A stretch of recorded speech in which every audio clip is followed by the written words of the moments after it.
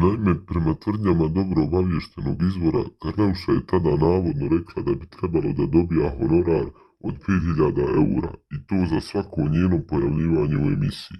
Pregovori oko uslova trajali su tokom cijelog ljeta, a kako skandal saznaje osim novca, jedan izvor tvrdi da je Jelena dobila i poziv da učestvuje u novom regionalnom takmičenju, gdje bi navodno trebalo da bude sa Severinom.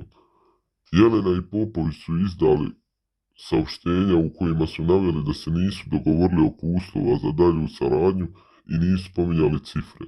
Podsjetimo, Popović, Jelena i Brena bili su u ratu, ali je Saša prije 6 ili čak 7 godina pozvao Jelenu u Zvijezde Granda, što je za njegove saradnike i kolege tad bio šok. Međutim, to se ispostavilo kao odličan potez, jer je Jelena itekako doprinijela rejtingu. Dosadašnjoj članici žirija Jelena Karleuša smo zahvalni na dugogodišnjoj saradnji na ovom projektu i svemu što je uradila za učesnike, a Grand produkcija ostaje kuća u kojoj je Jelena uvijek dobro došla, stoji u saopštenju Granda, a nama ostaje da gledamo kako će se Ceca snaći u košnici među članovima žirija.